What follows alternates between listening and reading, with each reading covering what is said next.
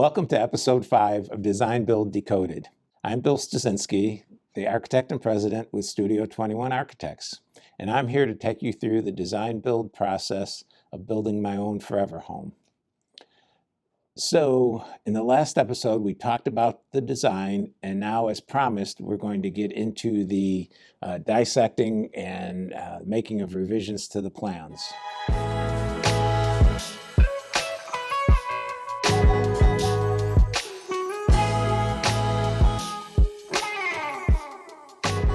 All right, so let's get started.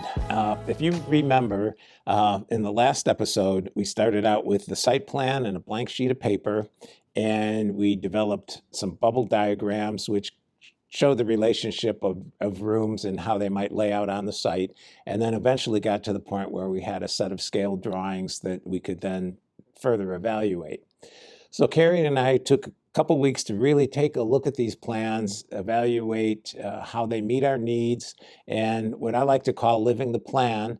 What we did is we each went through the plan in our minds and daily routines and where things might go in storage areas and things like that, and really got through in great depth what was important to us in those plans. And one thing that's really important to know is the first draft of the plans are never going to be the final result. We're always going to be making changes. So what I want to do now is share some of those changes with you. I had gotten out my red pen and we started making revisions. So let's take a look at what we've got.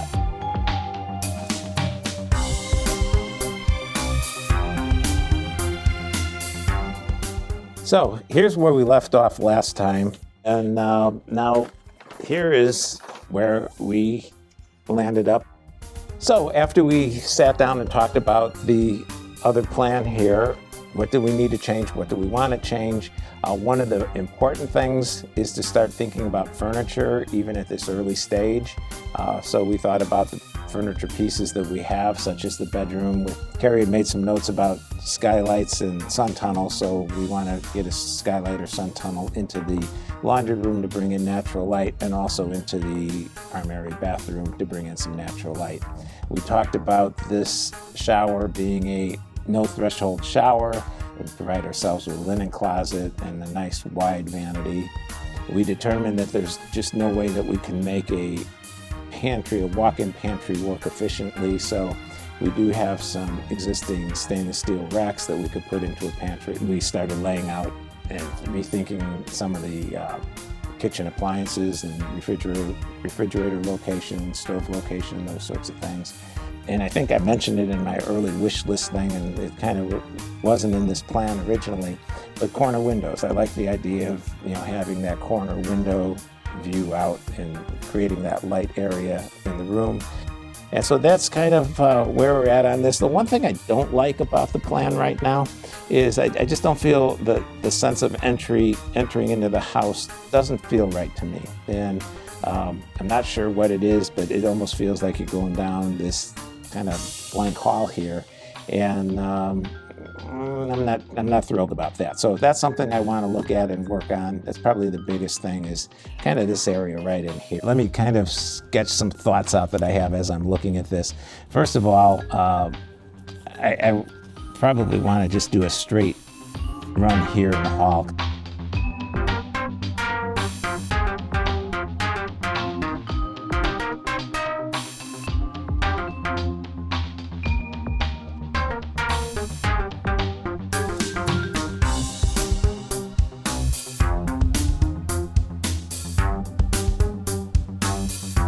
Okay, so some time has passed since we last showed you something. We've been playing around a little bit with the exterior elevations as well as tweaking the plans. So just real quick, this is kind of early sketch of what I thought this might be. So that was kind of an early sketch. This is kind of to scale, where we'll use some brick or stone and some areas of horizontal, maybe cedar siding or that, and then coming around here with our corner windows, pivot door. This is going to definitely need to be higher in order to accommodate things.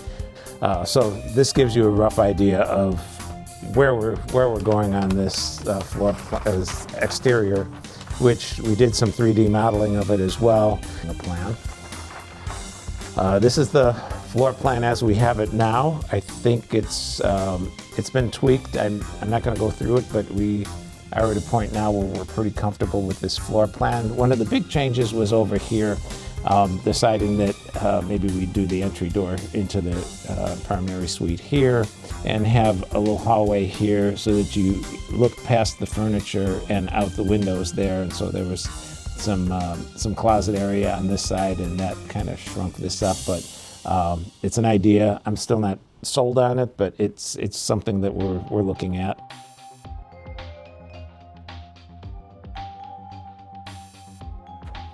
I don't know if I've shown you how it fits on the site now, but essentially we're going to be along that 7-foot setback over on this side with the garage, and then we've got our 30-foot setback and our 13-foot setback and our rear setback. So I think it works well on the site. I'm very happy with how that's all working. So then we did get into some tweaking of some things, of which, you know, one of the things that was really bugging me was this kitchen layout. And so I went back and took another look at it and thought, okay, we need to maybe do an extra window here, maybe make this solid and locate the kitchen sink over here. So I kind of developed this sketch where we've got the kitchen sink and then some space over here, and still the refrigerator in the corner, but move the cooktop range over to this side of the kitchen so that we have room for a dishwasher and a pull-out trash on each side of the sink.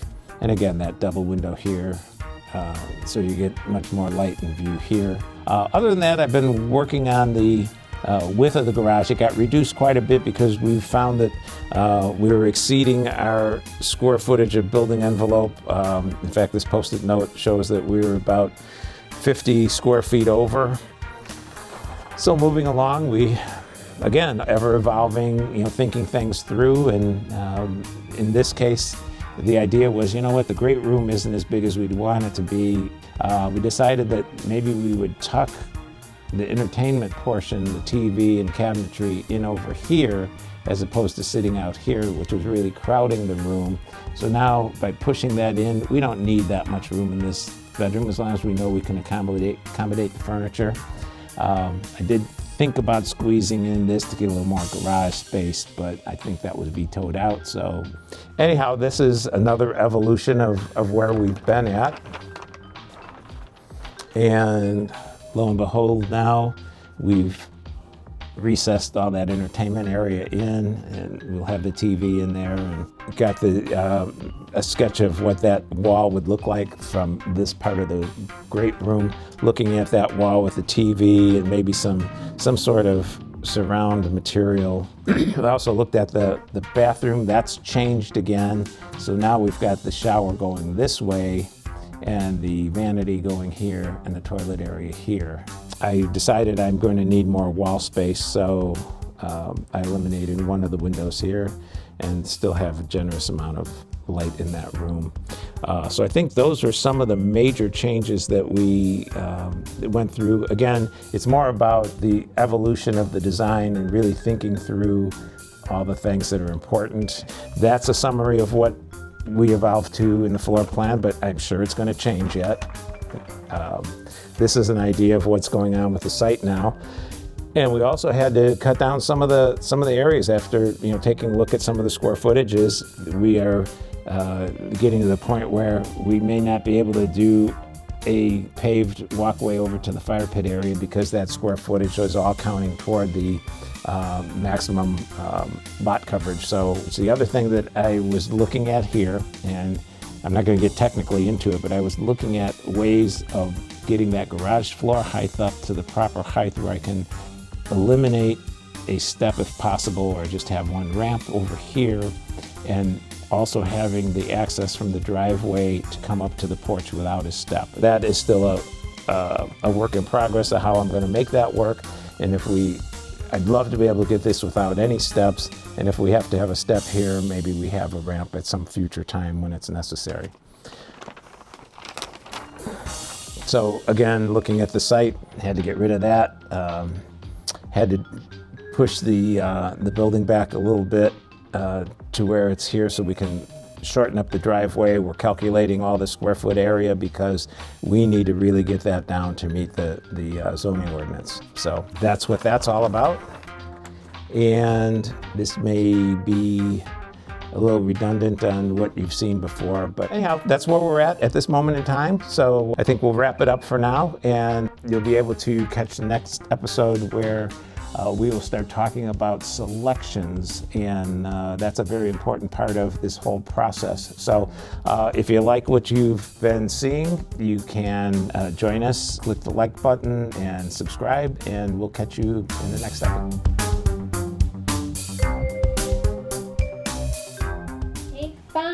Action.